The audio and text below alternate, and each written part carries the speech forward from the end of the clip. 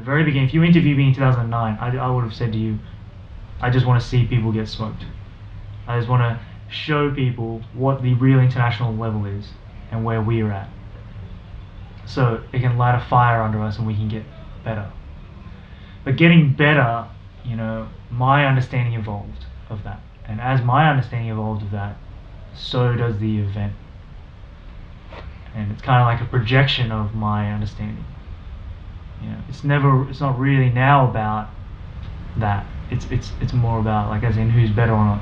It's more about what we can learn together by coming together and not really comparing each other. I think that's sort of the evolution of growing up, as a kid to a teenager to an adult. And then on the day, so this is going to be the difficult part. We're going to get more into this as we go along, but on the day is going to be difficult because day one is going to be me, James, Mikey at BC1, and we're going to be taking care of that.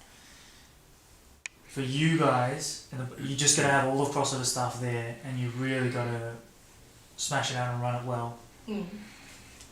Mainly because I won't be there, right? So we're really entrusting you and Bonnie to run the whole jam. Having said that, also remember Pete's there. So there is a lot of pressure. Okay? So wait, who's the MC? So you and Chucks? Yeah, so Wewe and Chucks definitely experienced it. They'll help you, but they can't do everything. You're going to have to literally running around.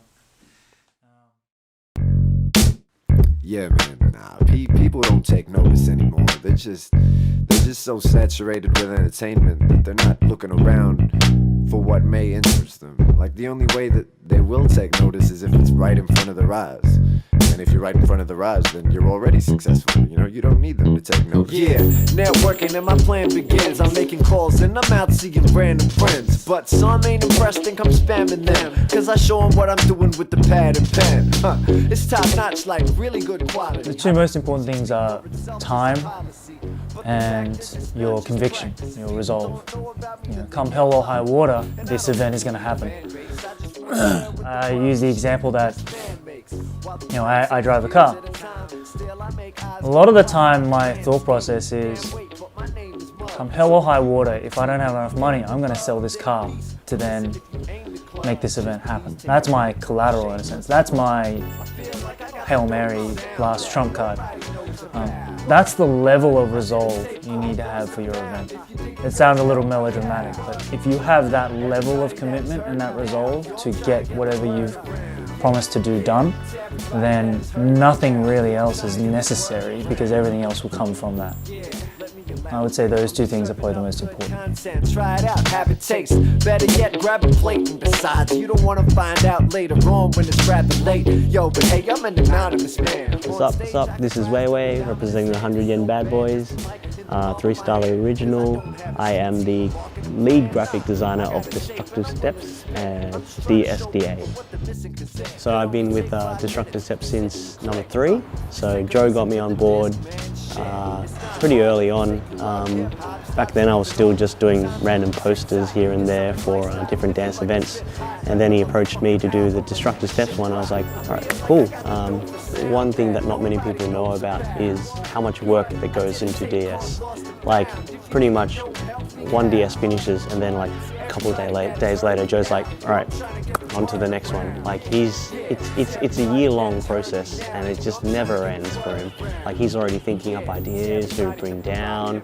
Like, bringing down one guest is hard enough. Imagine bringing down like 3 or 4 from each country to represent. Like, just handling like guests and battle guests and judges and organizing workshops. That doesn't just happen like that. There's so many, like, not just Joe, like, Jay organizing all the workshops and then organizing who to pick up where from the airport, how to take them back to the hotel, get them to the venue.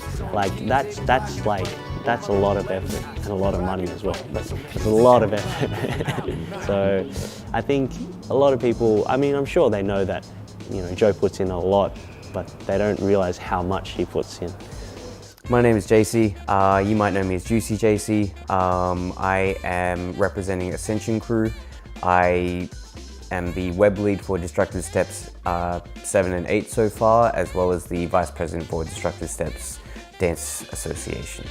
Knowing how many people registered on the website to enter these competitions and how quickly they did it shows me how much of an impact Destructive Steps has had on the community. So, you know, you saw people from Queensland, from ACT, from Western Australia.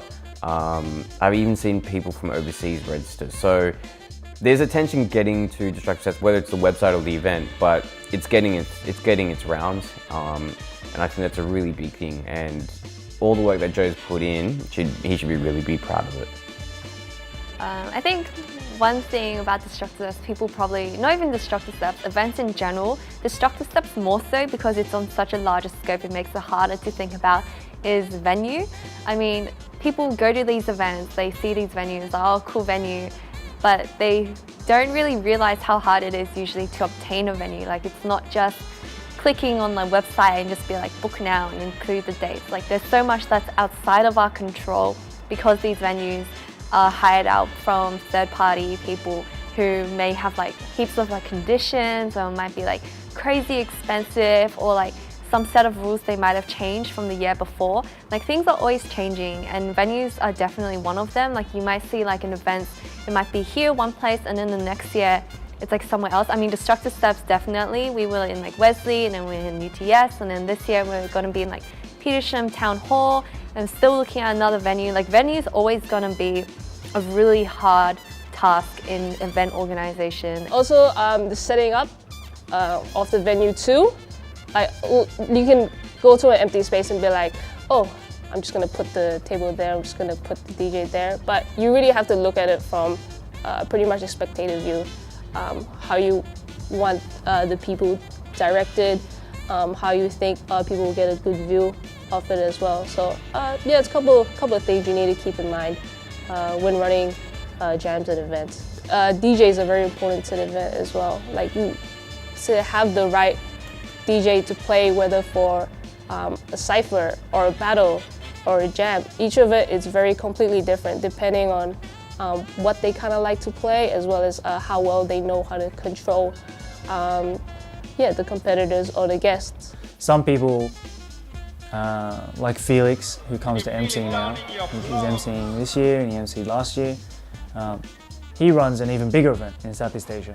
So his input is really invaluable to me because he sees it from the organizer point of view, you know, and he sees it from the point of view of doing what's right and not just the easy win for the money or for the fame.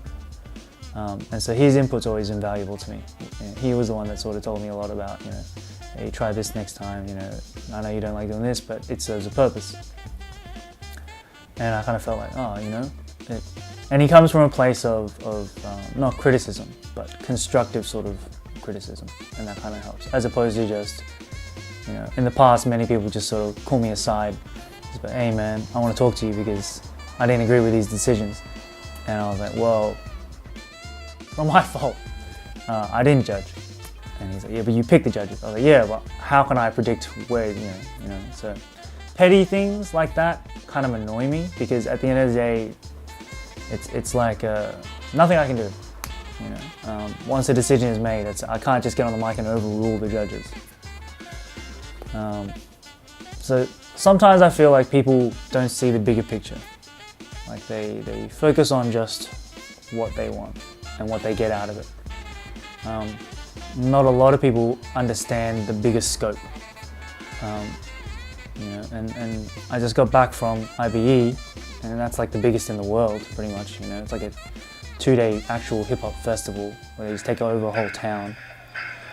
And it's like you really realize you are nothing but a grain of sand in a huge sort of desert or beach, if you will.